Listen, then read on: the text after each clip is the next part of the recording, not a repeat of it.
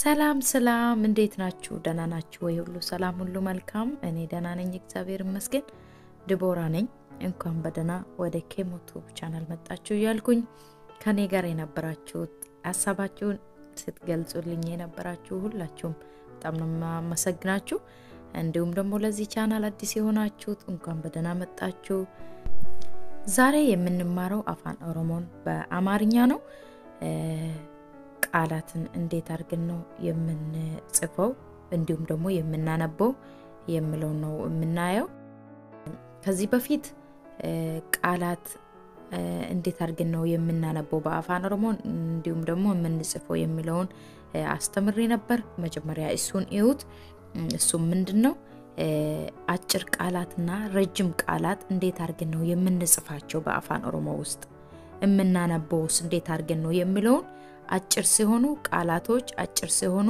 እንዴት ነው የሚሆኑት የሚጻፉት ረጅም ሲሆኑስ እንዴት ነው የሚጻፉት የሚለውን ከዚህ በፊት አስተምሬያለሁ ቪዲዮውን የመጀመሪያ ኮሜንት ላይ እንዲሁም ደግሞ ዲስክሪፕሽን ላይ አስቀምጥላችኋለሁ መጀመሪያ እሱን ብታዩ ለእናንተ ጥሩ ነው ይጠቅማችኋል ብዬ ተስፋ አደርጋለሁ ዛሬ ደግሞ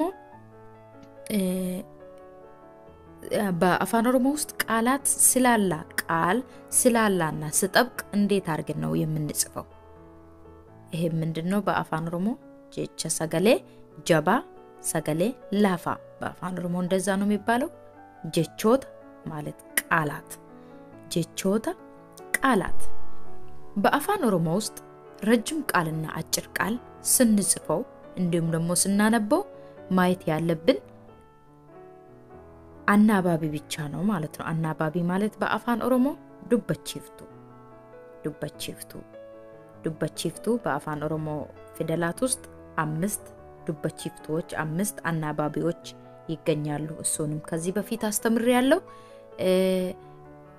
እነዚህ አናባቢዎች ምን ሲሆኑ ነው አጭር የሚባሉት አጭር ቃል የሚፈጥሩት ምን ሲሆኑ ደግሞ ረጅም ቃል ይፈጥራሉ የሚለውን ቪዲዮውን ኬሞቱብ ቻናል ስር ታገኛላችሁ እንዲሁም ዲስክሪፕሽን ቦክስ ላይ አስቀምጥላችኋለሁ ዛሬ ደግሞ የምንማረው ሰገሌ ላፋ እና ሰገሌ ጀባ ሰገሌ ላፋና ሰገሌ ጀባ ላፋ ማለት ስላላ ጀባ ማለት ደግሞ ስጠብቅ ሰገሌ ላፋ ሰገሌ ጀባ ከዚህ በፊት ረጅም ቃል አጭር ቃል ረጅም ቃል ማለት ሰገሌ ዴራ አጭር ቃል ማለት ሰገሌ ገባባ ረጅም ቃልና አጭር ቃልን ስንጽፈው ማየት ያለብን አናባቢ ብቻ ነው ብያለሁ አሁን ደግሞ ሰገሌ ላፋና ሰገሌ ጀባን ስንጽፈው ማየት ያለብን ተነባቢ ብቻ ነው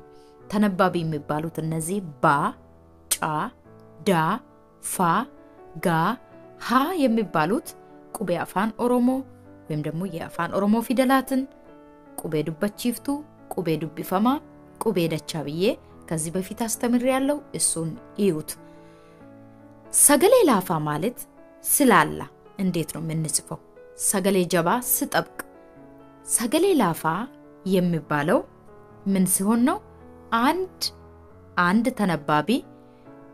አንድ ተነባቢ ብቻውን ስመጣ ወይም ደግሞ አንድ ቃል ስንጽፍ አንድ ተነባቢ ከሆነ የሚገኘው ያ ቃል ውስጥ ያ ቃል ሰገሌ ላፋ ይባላል ማለት ነው ሁለት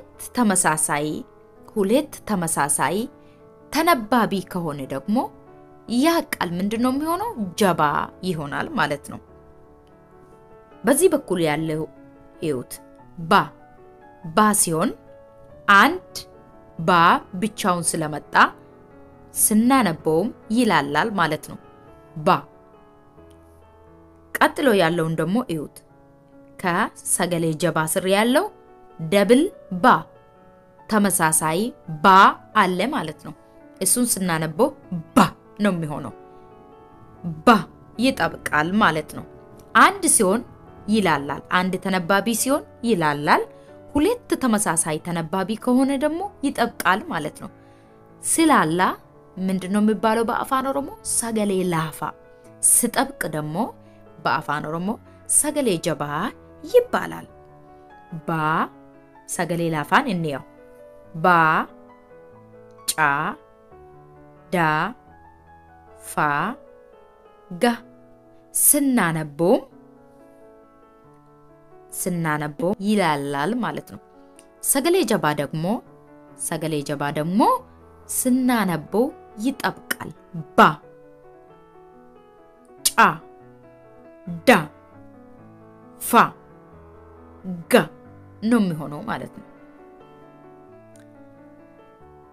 እነዚህን sagalee ላፋና sagalee jabaan ቃላት ውስጥ አስገብተን እንያቸው ቃላት ውስጥ እናስገባው የመጀመሪያ ምንድነው የሚለው አዳ ይላል አዳ መሃል ላይ አንድ ዳ ገብቷል አዳ መሃል ላይ አንድ ዳ ብቻውን ስለገባ አንድ ተነባቢ ብቻውን ስላለ ስናነበው ይላላል ማለት ነው አዳ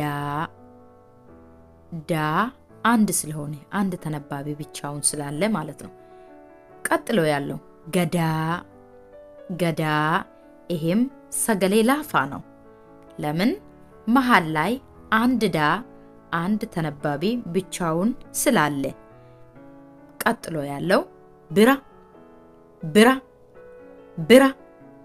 ራ መሃል ላይ ራ ፊደል ብቻውን ስላለ ተነባቢ ራ ብቻውን ስላለ ብራ ስናነበው ይላላል ማለት ነው sagalee jabaan ደግሞ እንየው sagalee jabaa ደግሞ ምንድነው መሃል ላይ አያችሁት መሃል ላይ በቢጫ ከለር በቢጫ ቀለም የተጻፈው ማለት ነው መሃል ላይ ሁለት ተመሳሳይ የሆኑ ተነባቢዎች ስላሉ ስናነበው ይጠብቃል ማለት ነው ለምሳሌ አዳ sagalee ላፋ ስር ያለው አንድ ተነባቢ ዳ ያለው አዳ ይላል አዳ ዳ አንድ ስለሆነ አዳ ብለን ነው የምናነበው sagalee jabaa ስር ያለው ደግሞ ዳ ደብል ስለሆነ ዳ ሁለት ዳ ስላለ አዳ ዳ ስናነበው ይጠብቃል ማለት ነው ሁለተኛ ላይ ያለው ገዳ sagalee ላፋ ስር ያለው ገዳ አንድ ዳ ስላለ sagalee jabaa ስር ያለው ደግሞ ገዳ ይጠብቃል ማለት ነው ሁለት ተመሳሳይ ዳ ስላለ sagalee ላፋ ስር ያለውን ብራ ሶስተኛ ላይ ያለውን እዩት ብራ ይላል ብራ ራን ስናነበው የራን ድምጽ ስሙት ራ ብራ የራን ድምጽ ስሙት ብራ ይላል አንድ ራ ስላለ ይላላል ማለት ነው sagalee jabaa ስር ያለው ደግሞ ሁለት ራ ያለውን ደግሞ ድምጹን ስሙት ብራ እንዲሁም ደግሞ ትርጉሙ ራሱ ይቀየራል ማለት ነው ለምሳሌ sagalee ላፋ ስር ያለው አሁን አዳ ይላል አንድ ዳ ስላለ አዳ ማለት ባህል ማለት ነው sagalee jabaa ስር ያለው ደግሞ አዳ ይላል ሁለት ዳ ስለገባ ብቻ ትርጉሙ ተቀየረ አዳ ማለት ግንባር ማለት ነው አዳ ባህል አዳ ግንባር ቀጥሎ ያለው ገዳ ማለት ስርዓት የገዳ ስርዓት ማለት ነው ገዳ ማለት ደግሞ ሐዘን ማለት ነው ሁለት ተመሳሳይ ዳ ያለው ሐዘን ማለት ነው ትርጉሙ ራሱ ይቀየራል ማለት ነው ብራ ማለት ከጎን ብራ ማለት ጸደይ ማለት ነው ስለዚህ አንድ ተነባቢ እና ሁለት ተመሳሳይ ተነባቢዎች ሲገቡ ራሱ ትርጉሙ ራሱ ይቀየራል ማለት ነው እዚህ ጋር እዩት ብፋ sagalee ላፋ አንድ ፋ አለ አና sagalee ላፋ መሃል ላይ አንድ ና አለ ቶላ sagalee ላፋ ጀላ sagalee ላፋ መሃል ላይ አንድ ተነባቢ አለ ለማ መሃል ላይ አንድ ተነባቢ አለ sagalee jabaa ደግሞ ሁለት ዳ ሁለት ተነባቢ አለ አባ እራ ቶኮ እነዚህ ሰገሌ ጀባ ስናነቦ ይጠብቃሉ ማለት ነው። ቀጥሎ ያለው ደግሞ በቢጫ ቀለም የተጻፈውን እዩት። መጀመሪያ ላይ ያለው ሰገሌ ላፋ የላላ ነው ማለት ነው። ቀጥሎ ያለው ደግሞ ሰገሌ ጀባ ነው። አንድ ተነባቢ ያለው ሰገሌ ላፋ ነው። ሁለት ተመሳሳይ ተነባቢ ያለው ደግሞ ሰገሌ ጀባ ነው ማለት ነው። አንደኛ ላይ ያለው በረና፣ ሁለተኛ ገነማ፣ ሶስተኛ በሬዳ፣ አራተኛ አዳዳ፣ አምስተኛ ጃለላ። ስናነቦ ከአፋችን ስናወጣው አንድ ተነባቢ ከሆነ ይላላል ማለት ነው። ሁለት ተነባቢ ከሆነ ደግሞ ስናነቦ ይጠብቃል ማለት ነው አፋችን ላይ። ሰገሌ ጀባን እንየው። አንደኛ ላይ ያለው አረባ፣ ሁለተኛ ላይ ያለው በሬዱ፣ አያችሁት? በሬዱ። ሶስተኛ ጉዳ፣ አራተኛ በከካ። አራተኛ ላይ ያለውን እዩት። በከካ ይላል። በከካ። መሃል ላይ ያለው ካ ወደ መጀመሪያ አካባቢ ያለው ካ አንድ ነው። በቢጫ ከለር ያልተጻፈው በነጭ ከለር የተጻፈው ካ አንድ ነው። በቢጫ ከለር የተጻፈው ካ ደግሞ ሁለት ነው። ስለዚህ እዩት ልዩነቱን ማለት ነው። ስናነበው ድምጹን የአንድ ካ ድምጽና የሁለት ካ ድምጽ ልዩነቱን እዩት። በከካ የመጀመሪያው አንድ ካ ስለሆነ የላላ ነው ማለት ነው። በከካ ደብል ካ ሲሆን ደግሞ ይጠብቃል ማለት ነው። አምስተኛ ኦቦሌሳ፣ ሁለት ባ ሁለት ሳ ሰገሌ ጀባ ነው ማለት ነው። እነዚህ ሰገሌ ላፋና ሰገሌ ጀባ የሚባሉት ቃላት ውስጥ መሃል ላይ ብቻ ነው የሚፈጠሩት ማለት ነው።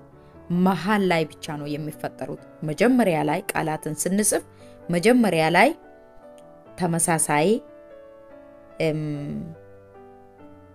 ተመሳሳይ ተነባቢ መጻፍ አንችልም። መጨረሻ ላይም ተመሳሳይ እንዲሁም ደግሞ የተለያዩ ተነባቢዎችን መጻፍ አንችልም ማለት ነው። መጨረሻ ላይና መጀመሪያ ላይ አንድ ተነባቢ ብቻ ነው አፋን ኦሮሞ ውስጥ መጻፍ የምንችለው ማለት ነው። ስለዚህ ሰገሌ ላፋና ሰገሌ ጃባ ወይም ደግሞ ቃላት የሚጠብቀው እና የሚላላው መሃል ላይ ብቻ ነው ማለት ነው። ለምሳሌ መጀመሪያ ላይ ያለው አ ይሄ ቃል ትርጉም የለውም። ማንበብ አንችልም ማለት ነው። ልናነበው አንችልም። ለምንድነው? ማና ዳ መጀመሪያ ላይ ስለመጡ። ቀጥሎ ያለው ካ ደብል ካ ወይም ደግሞ ተመሳሳይ ካ ሁለት ካ መጨረሻ ላይ ስለመጡ ማንበብ አንችልም። ልናነበው አንችልም ማለት ነው። ቦአካ ብለን ማንበብ አንችልም። መሃል ላይ ብቻ ነው መፈጠር የሚችለው ማለት ነው። ሰገሌ ጀባም ሰገሌ ላፋ ትክክል የሆኑትን ደግሞ እዩት። በግሪን ከለር ራይት የተደረገው እዩት። የመጀመሪያ መደ ይላል። ዳ የት ነው ያለው? ደብል ዳ የት ነው ያለው? መሃል ላይ ብቻ ነው ያለው። ስለዚህ ይሄ ሰገሌ ጀባ ሊሆን ይችላል ማለት ነው። መሃል ላይ ነው ያለው። ሰገሌ ጀባ ነው። ቀጥሎ ያለው ቦካ ይላል። ቦካ የሚለው ካ ተመሳሳይ ካ የት ነው ያለው? መጀመሪያ ላይም አይደለም መጨረሻ ላይም አይደለም። የት ነው ያለው? መሃል ላይ ነው ያለው። መሃል ላይ ስላለ ይሄ ሰገሌ ጀባ ሊሆን ይችላል ማለት ነው። ትክክል ነው ማለት ነው። ቦካ ይላል። ስለዚህ ሰገሌ ላፋና ሰገሌ ጀባ የሚባሉት የሚፈጠሩት በተነባቢ ነው ማለት ነው። በተነባቢ ነው የሚፈጠሩት። አንድ ተነባቢ እና ሁለት ተመሳሳይ ተነባቢዎች ሲመጡ ነው ሰገሌ ላፋና ሰገሌ ጀባ ማለት የምንችለው ማለት ነው።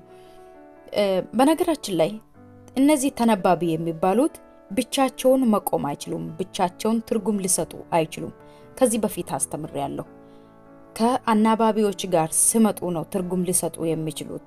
ግን አናባቢዎች ብቻቸውን ሊቆሙ ይችላሉ፣ ብቻቸውን ሊረዝሙም ሊያጥሩም ይችላሉ። ይሄንን ከዚህ በፊት አስተምሬያለሁ። ይሄ ቪዲዮ በአማርኛ ክፍል 8 ነው። ክፍል 8 ስለሆነ ከዛ በፊት ያለውን ከክፍል 8 በፊት ያለውን መጀመሪያ እዩት። እሱን ታገኛላችሁ ከታች ማለት ነው። መጀመሪያ እሱን እዩት።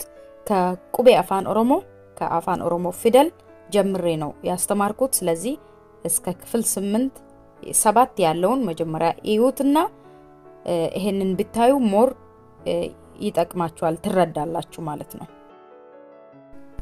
የዛሬ ትምህርት ይሄን ይመስል ነበር። እንደተረዳችሁ ተስፋ አረጋለሁ። ጥያቄ ካላችሁ እንዲሁም ደግሞ ሐሳብ ካላችሁ ኮሜንት ላይ መጻፍ ትችላላችሁ። እንዲሁም ደግሞ በውስጥ መስመር በፌስቡክ አካውንቴ እንዲሁም ደግሞ በቴሌግራም፣ በቲክቶክ፣ በኢንስታግራም ልታገኙ ትችላላችሁ ማለት ነው። ታች ከዲስክሪፕሽኑ ላይ አስቀምጥላችኋለሁ የአካውንቴን። ሰላም ሁኑ።